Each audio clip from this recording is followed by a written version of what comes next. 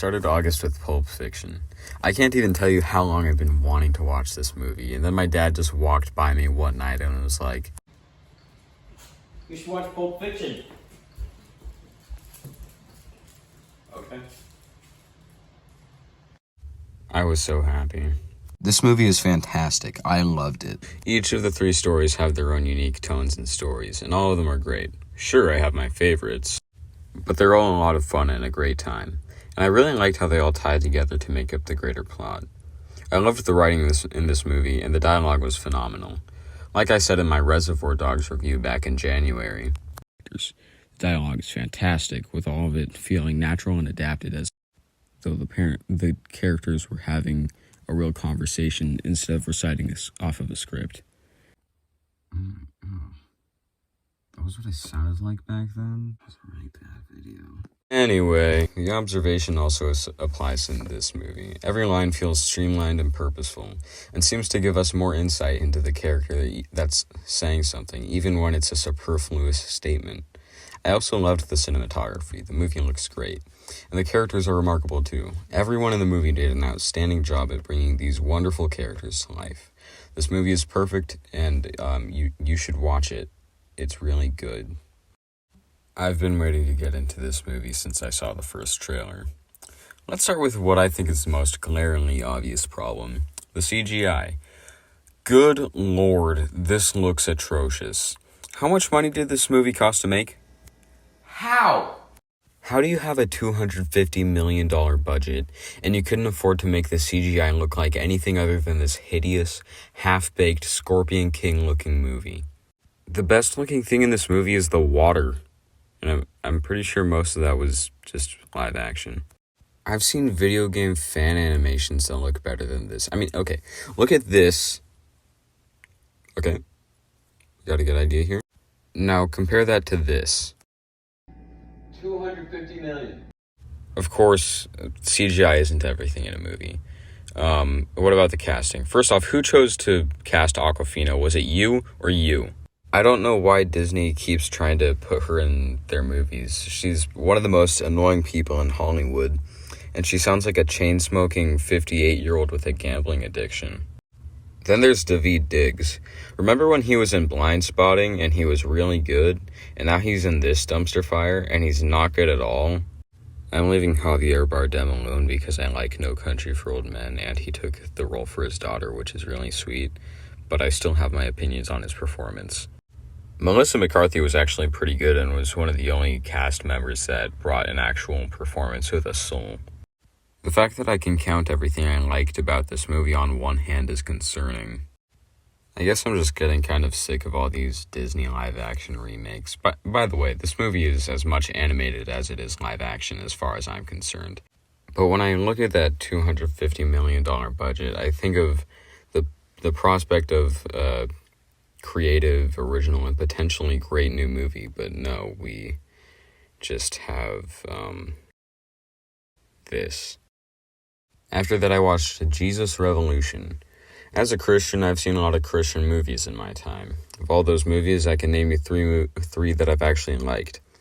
I Can Only Imagine, The Prince of Egypt, and Jesus Revolution. I also liked Season 1, Episode 28 of VeggieTales, but that doesn't count. I think that this movie is unique among Christian films because it actually has human characters. Then you've got something like God's Not Dead, where the main character is perfect with unwavering faith, and the atheist villain is actually just straight up evil. This Revolution has flawed characters, even the pastors. One is closed off towards people that he sees as different in the beginning, and the other is very proud and puts himself over the movement to bring more people to Christ. I think the acting was pretty good most of the time, though there were some scenes that kind of felt like the performances were a little stiff. Most of the movie was alright. The first half of the movie is mostly about the main character finding God, and I think his transition from a skeptic to a devout Christian was a little rushed, but it wasn't anything offensively bad in my opinion. The message was great too. The theme of acceptance in the church is really important, and while I don't think that the entire Christian church should become United Unitarians or something like that, I do think that it's important for us to remember what Jesus said and to love our neighbors. and have the doors to our religion open and welcoming because Jesus loves all of his children and he wants us to love each other too. Then I watched Eraserhead. Then I turned off Eraserhead.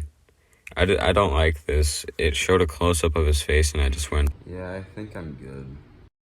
I didn't think I'd see a live-action version of the boss's son from Smiling Friends, but here I am. I think this articulate gentleman portrays my feelings for this movie very well. Some inane, bizarre person with a disturbed mind wrote that film, and I did not enjoy it. I might try this movie again sometime, but not right now. I watched all of these in a day, by the way. After that, I watched The Covenant. I really liked this movie. The story was good, the acting was great, but the best thing about this movie is the action.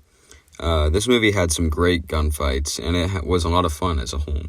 I don't really have a lot to say about this movie, but I really do recommend it. It was a great time.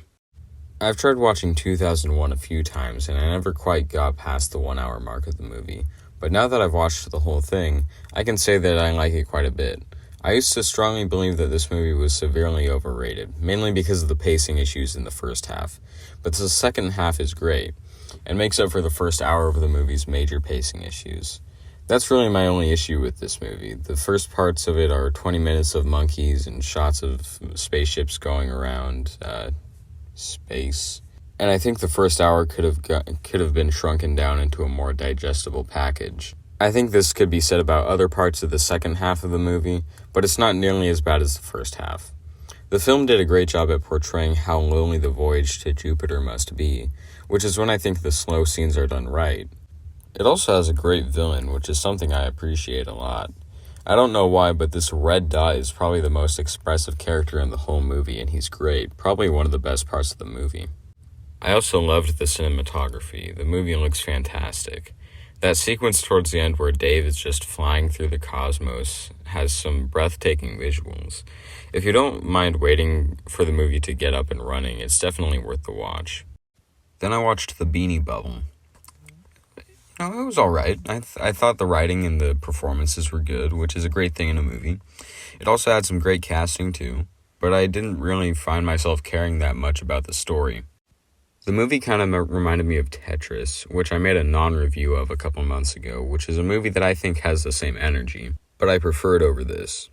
But if you're just looking for something to watch with your kids after your wife has had a couple Trulies and you're just trying to enjoy a quiet evening with your family, you can do a lot worse than this. Or you could watch Tetris. After that, I watched The Grand Budapest Hotel. I think this is a new favorite of mine. I've been wanting to try a Wes Anderson movie for a while, and I think this was a great introduction to his work. The story is a roller coaster. Throughout the film, we get scenes that are suspenseful, romantic, comedic, somber, and much, much more. I thought the two main actors did a great job of playing off of each other, and every member of the supporting cast did a great job too. Then there's the way the movie looks. I think it's absolutely beautiful. The settings are vibrant and full of life. I loved the use of miniatures for establishing shots, and the cinematography is perfect. There was also something about the dialogue that kind of reminded me of dialogue from books, which I thought was an amazing detail because early in the movie it's revealed that the film is based on a fictitious memoir, which was a completely unnecessary choice that I thought was incredible. I think the movie is very unique while also being very accessible to anyone, and I recommend it. Then I had watched Dunkirk, which was an okay movie. Maybe it just wasn't really my thing, but I thought it could have been better than it was. I thought the choice to divide the movie into 3 different stories wasn't a great idea. The mole was fun, but the characters felt hollow. The plain plotline didn't feel necessary at all. But the story about the guys on the boat was actually really good, probably because you get to know about the characters. I did like how the film did such a good job at creating tension and putting how trapped these characters are into perspective. But it's not good at building characters, which is pretty important in a movie. It did manage to keep the attention of my 4-year-old sister, and the sound design is extremely good, so it's got that going for it. I think the movie is okay, it's alright, but it's not the best. Full Metal Jacket is a truly exceptional movie. The first half of the film is perfect. If the movie had stopped with the bathroom scene, I would have been satisfied with it. The dialogue is also excellent. I really liked the drill sergeant, who was definitely one of the best characters in the movie. And I thought the whole thing about the duality of man was a really interesting theme for the film. And that was hammered home by Joker's transformation as a character. I also think that the movie does a great job at showing who these characters really are, how they think, how a lot of them aren't really great people, and it makes you think about whether or not they're actually the good guys.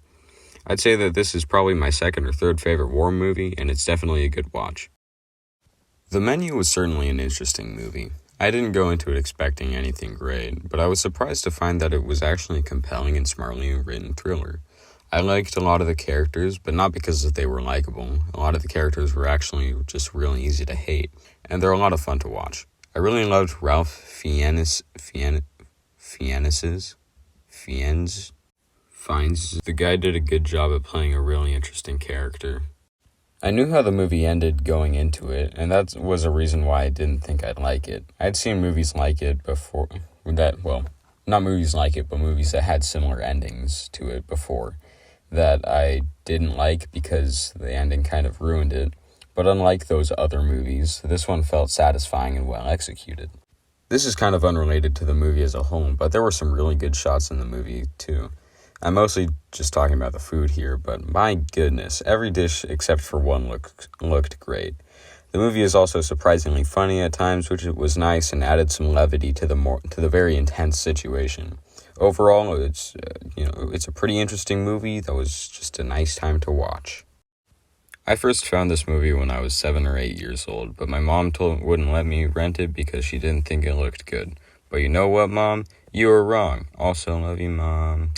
I thought this movie was really good. I really liked the use of stop motion in the film, and while I think some of the character models kind of went into Uncanny Valley territory, the film looks remarkable. The warm color palette looked really nice, and there were some beautiful shots throughout the movie's runtime. I pretty much grew up on Roald Dahl's books, and remember reading the book for Fantastic Mr. Fox, and I liked that even though there are some discrepancies between the movie and the book, the character of Mr. Fox is essentially the same. If I'm wrong about that, I'm sorry. I read the book 7 years ago.